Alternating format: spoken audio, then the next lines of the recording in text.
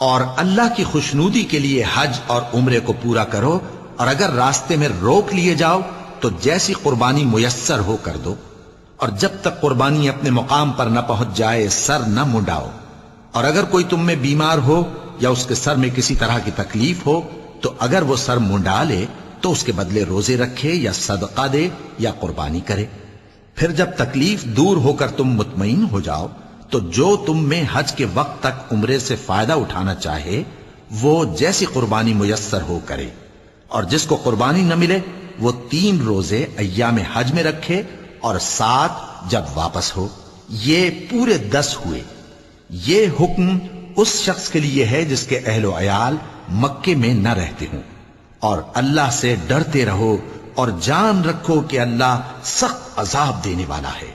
حج کے مہینے معین ہیں جو معلوم ہیں، تو جو شخص ان مہینوں میں حج کی نیت کر لے تو حج کے دنوں میں نہ عورتوں سے اختلاط کرے، نہ کوئی برا کام کرے اور نہ کسی سے جھگڑے، اور جو نیک کام تم کرو گے وہ اللہ کو معلوم ہو جائے گا۔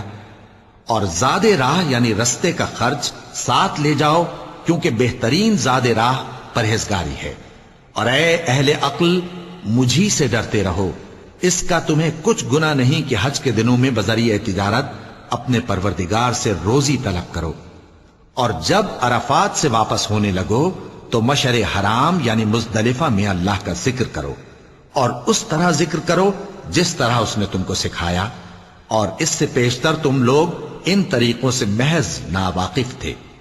پھر جہاں سے اور لوگ واپس ہوں وہیں سے تم بھی واپس ہو، اور اللہ سے بخشش مانگو، بے شک اللہ بخشنے والا ہے، رحمت کرنے والا ہے۔ پھر جب حج کے تمام ارکان پورے کر چکو تو منا میں اللہ کو یاد کرو جس طرح اپنے باپ دادا کو یاد کیا کرتے تھے، بلکہ اس سے بھی زیادہ۔ اور بعض لوگ ایسے ہیں جو اللہ سے التجا کرتے ہیں کہ اے پروردگار ہم کو جو دینا ہے دنیا ہی میں دے دے، اور ایسے لوگوں کا آخرت میں کچھ حصہ نہیں۔